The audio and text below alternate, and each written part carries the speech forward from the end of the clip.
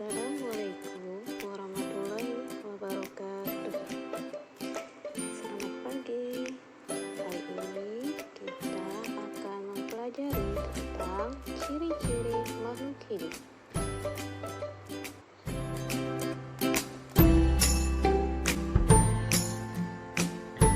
Pertama, perhatikan gambar berikut ini.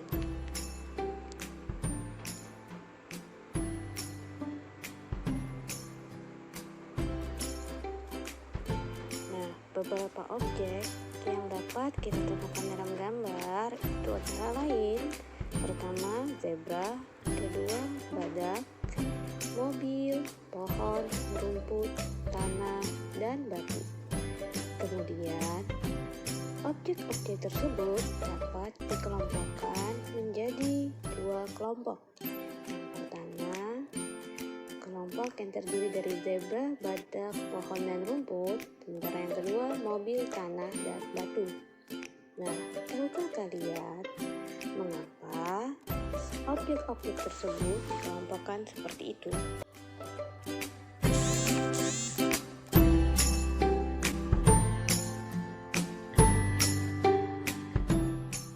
Tujuan pembelajaran kita hari ini adalah kalian nantinya dapat menjelaskan ciri-ciri benda tak hidup dan makhluk hidup.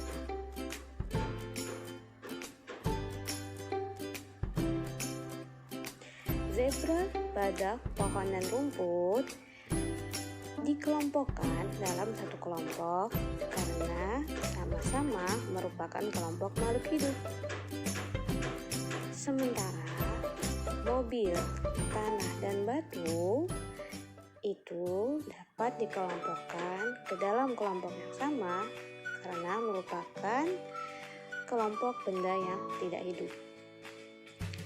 Jadi, apa sih makhluk hidup itu? Dan apa saja ciri-ciri dari makhluk hidup? Berikut akan kita pelajari. Jadi, benda-benda di alam itu dikelompokkan menjadi dua kelompok besar, yaitu makhluk hidup dan benda tak hidup.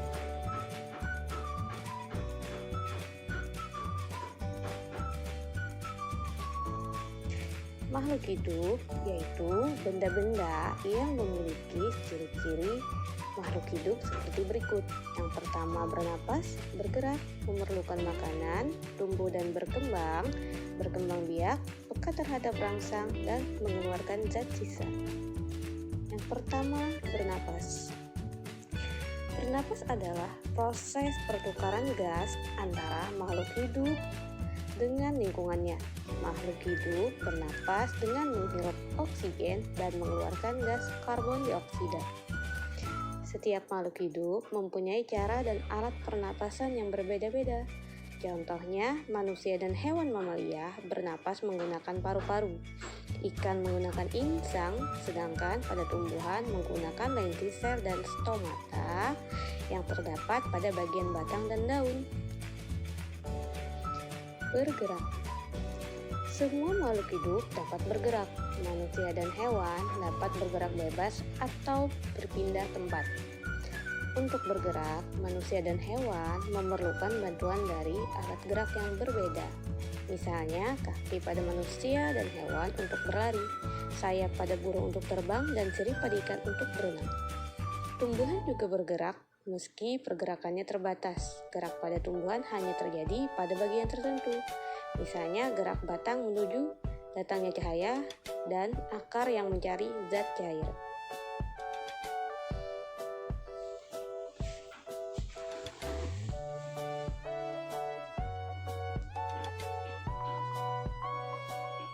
Memerlukan makanan. Tiap makhluk hidup memerlukan makanan atau nutrisi untuk dapat mempertahankan kelangsungan hidupnya.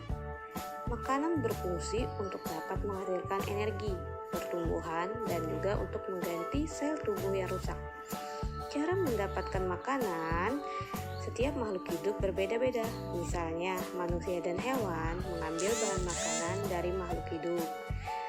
Sedangkan tumbuhan dapat membuat makanannya sendiri melalui proses fotosintesis.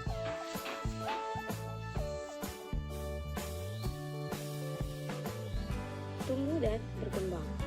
Makhluk hidup pasti tumbuh dan berkembang. Misalnya, pertumbuhan pada manusia dimulai pada saat bayi sampai menjadi remaja dan dewasa.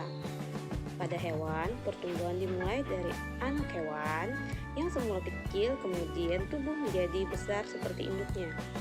Pada tumbuhan, diawali dari biji hingga menjadi tanaman yang siap berbuah.